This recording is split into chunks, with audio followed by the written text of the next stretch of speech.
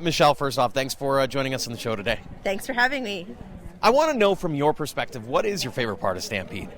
You know what? I think it's the fact that our city is so diverse, and through the changes in the economy, through everything, we've been able to help celebrate our Western heritage, like through so many different years. And I think it gives our city a cultural identity. I think it celebrates a lot of the economic strengths that our city's been on. But it's a time to celebrate who we are. And for me, coming back from Ottawa, it's just like an instant grounding for me. It's like, okay, I'm home. Here's what we're fighting for. Here's people that are, united. And I don't know. I got chills in the parade this morning. It's awesome. That's fantastic to hear. I'm curious, what does it mean to you? I mean, to be able to come back here, you're representing your country in your province, your city in Ottawa, but you also get to come back here and be close to home for a few days, finally. Well, it's very encouraging, but it's also a real reminder. During Stampede, part of my job is talking to literally thousands of Calgarians, talking to people, interacting with them, and it's a reminder for what my job is, what I'm supposed to do in terms of serving the community and who I'm fighting for. So, other people, other elected officials across the country, they sort of get this like 3-month barbecue circuit, right? Ours is 10 days, which is great. It's good.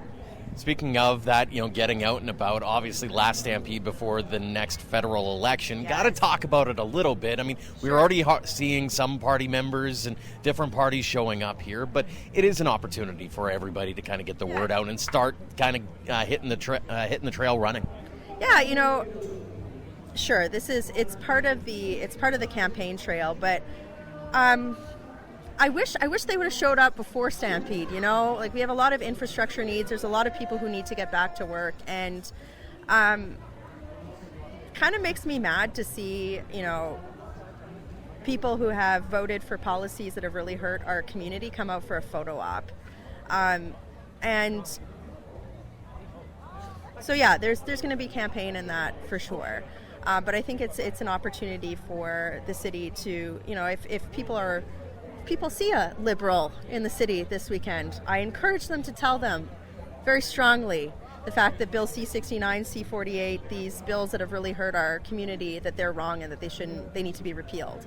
Things like that. Maybe that's a little overly political for the Stampede, but politics have always been part of this event. But it's also a celebration of community too, and a great theme this year, Women of the West, right? Absolutely. And speaking of the politics side of it, I am curious, is how difficult do you think your job is going to be heading over the next few months to make sure that you are not taking this area for granted? Because let's face it, there's a lot of people in this province that are not too happy with the current government, and a lot of people are already predicting, hey, it's going to be a strong conservative stronghold here. Yeah, I've never taken a vote for granted. I was asked, actually, if one of the candidates I'm really excited in our party, if she has a chance to win, right? And she's in an NDP stronghold in a different province. And I think the minute that you start thinking that you're entitled to a vote, that's the minute that you're doing the wrong thing. So for the last, several months, my team of volunteers have been out canvassing in my riding every day. We do town halls. I'm always trying to communicate with my constituents to make sure that that's reflected in my service to the community. So, at this point in time, it's really, what you're talking about, not taking it for granted, but also it's my job to tell my constituents what I've done for them, but more importantly, if I'm reoffering what my plans are to fight. And that's really, I think, what's at the core of any campaign. I will say this, though.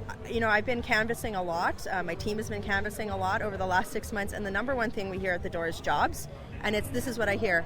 He's got to go.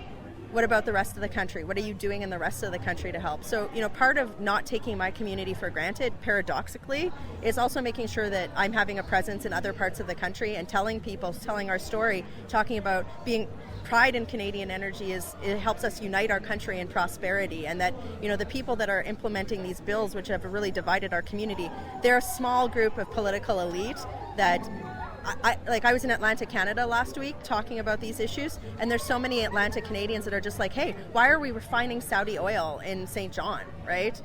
Why can't we have Canadian energy here? And I just feel like there is a unified movement across the country, and now, not taking it for granted, it's also about giving people a reason to vote for us. What are we going to do for this country? And I feel a keen responsibility in that.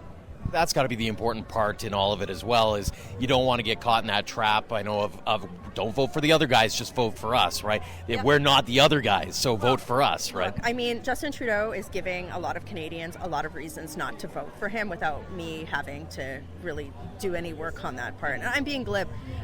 This is why, you've seen our party starting to roll out policy like in a very significant way over the last few months. We've rolled out immigration policy, environmental policy, energy policy, the energy corridor, crime and safety policy. So, when I'm going and talking to Canadians, we can give a very clear alternative. And that's actually, it's been unique in the fact that we're the opposition, but we've been putting out these substantive policy pieces well ahead of the election, so that rather than focusing on polarizing debate, it's like, let's talk about whether this is the right way to do something. And I'm excited about that. It's encouraging. You got to be excited as well about being back here and talking Yes. let's get back to Stampede for a second here and talk a little about the ability to spread the message here, but also have a little bit of fun and remind people, hey, you know what, I might be a politician, but I also like to have a little bit of fun and like to smile once in a while. Oh no, it's all business here. No, it's great. That's what I like. For somebody who hasn't been to the Stampede before, the entire city takes part, right? And it is a festival. It's, everything from the community breakfast to the Cowboys tent, right? Our city knows how to have a good time and how to host the world, and it's something to be proud of. And yeah, it's nice for the community to get together and have a little fun every once in a while around, something, the rodeo. It's something that's part of our history, and it's something that we celebrate, and it's great. So yeah, I'm going to see the Chucks. I'm going to place some bets, Got to have a little bit of fun, Exactly. right? Yeah. Thank you so much for joining us on the show. Very much appreciate it. And thanks for covering the Stampede. This is awesome. Thanks for being on location.